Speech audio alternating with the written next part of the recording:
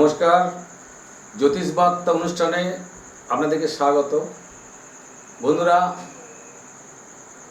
আজকে এই জ্যোতিষ বার্তা অনুষ্ঠানে আমি কর্ম সম্বন্ধে আলোচনা করব। দেখুন, কর্ম সম্বন্ধে আলোচনা করতে গিয়ে আমরা প্রথমেই দেখি অনেক ক্ষেত্রে দেখা যায় কেউ কেউ তার যোগ্যতা অনুযায়ী বা যোগ্যতার তুলনায় পেশা ভালোভাবে নির্বাচন করতে পারছে না।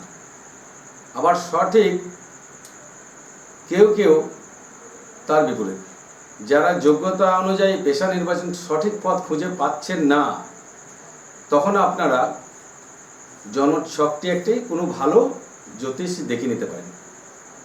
তাহলেই আপনাদের কর্ম সঠিক নির্বাচন করতে পারবেন। আপনার সমস্যার সমাধান একটা জ্যোতিষী করে দিতে পারে। আমাদের এই কর্ম বিচার করতে হয় দশম ভাব থেকে। দশম ভাব কী করে বুঝবো? লগ্ন থেকে কাউন্ট করে গুনে গুনে 10 নম্বর ঘর, এই 10 ভাব পর্যন্ত যেখানে দশম ভাব হবে সেখানেই 10 নম্বর ঘর হচ্ছে। মেষ রাশি দশম ভাব পড়লে জাতক কি কি পেশার সঙ্গে যুক্ত হবে। এই রাশিটি একটা অগ্নি রাশি। মেষ রাশি আমাদের অগ্নি রাশি। এর অধিপতি গ্রহ হচ্ছে মঙ্গল। এটি একটি চর রাশি ও পজিটিভ রাশি। এই রাশির পেশাগুলি হচ্ছে প্রতিরক্ষা, পুলিশ অফিসার, উকিল, অন্যদি ডাক্তার, সার্জেন, কেমিস্ট্রি। আবার ব্যবসার দিকে প্রমোটারি বিজনেস, আয়রন এবং স্টিল ফ্যাক্টরিতে বা অপরাধমূলক কাজেও কিন্তু জড়িয়ে পড়তে পারে। এই মঙ্গল এমন একটা গ্রহ, এই ভাবের সঙ্গে দশম ভাব পড়লে এইগুলো হয়। দশম ভাবের সাবলট 2, 6, 10 নির্দেশক হয়, তাহলে চাকরি হবে। 2, 6, 10 এর সঙ্গে যদি রবি যুক্ত হয় তাহলে সরকারি চাকরি হয়। আর 2, 6, 10 বা স্টার যদি শনি যুক্ত হয় তাহলে আধা সরকারি চাকরি হয়। আমরা এগুলো দেখেছি। 2, 6, 10 এর সঙ্গে বৃহস্পতি যুক্ত হলে উচ্চ পদে চাকরি হয়। আবার 6, 7, 10 এর সঙ্গে যুক্ত হয়ে রবি বুধ যুক্ত হলে সাধারণত পেশা হয় রেলে চাকরি। দশম ভাবের সাবলট 2, 6, 11 এর সঙ্গে যুক্ত হলে অসৎ উপায়ে রোজগার করে। অবশ্য যদি শনি অশুভ হয় তবেই কিন্তু এগুলো। দশম ভাবের সাবলট যদি বায়ু রাশি থাকে তাহলে শিক্ষামূলক জব হবে, শিক্ষামূলক। অগ্নি রাশি হলে প্রশাসনিক জব, পৃথ্বী রাশি হলে সেখানে মঙ্গল বুধ যদি থাকে তাহলে ইঞ্জিনিয়ার হবে। বায়ু রাশিতে রবি শুক্র বুধ ডাক্তার হবে, ডাক্তারি ছক হবে। বায়ু রাশিতে যদি দশম ভাব পড়ে আর সেই দশম ভাবে রবি বুধ শুক্র যদি একসঙ্গে থেকে যায় তাহলে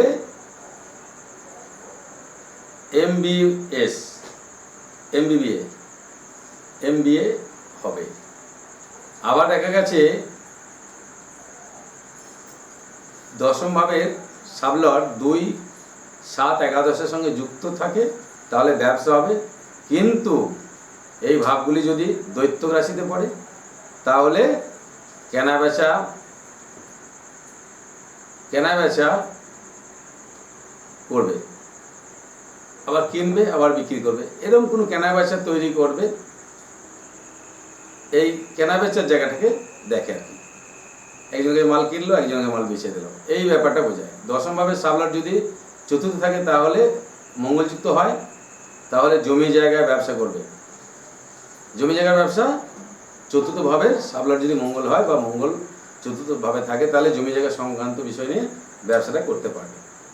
দশম ভাবের সাবলট যদি তৃতীয়ের সঙ্গে যুক্ত, বুধের সঙ্গে যুক্ত হয় তাহলে দালালি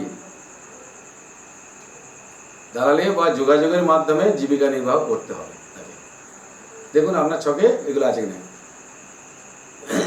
এইটা হচ্ছে কম বেশি একটা ধারণা দেওয়া হলো। যাই হোক, দশম ভাবেই আমাদের কর্ম বিচার করতে হবে, দশম ভাবটাকেই আমাদের দেখতে হবে। দেখুন আপনার দশম ভাবে লগ্ন থেকে 1 2 3 করে গুণে অ্যান্টি করুন, ঘড়ির উল্টো দিকে গুনে গুনে যান, দেখুন দশম ভাব যেটা বলছে সেই ঘরে আপনার কে কে বা কোন কোন জায়গায় কে রয়েছে। যাই হোক, আমি একটা টোটকা আপনাদেরকে বলি। এই টোটকাগুলো খুব পরীক্ষিত এবং আমরা করে দেখেছি। যদি আপনাদের মনোবাসনা পূর্ণর জন্য কোনো মনোবাসনা, একটা মনোবাসনা নিয়ে আপনি যদি যা থাকেন, সেই মনোবাসনা পূর্ণ করবার জন্য আপনি একটি শনিবার দিন নারকেল কিনবেন এক ডাকে, আর এই অনামিকা আঙুল দিয়ে একটা জলের দাগ দেবেন।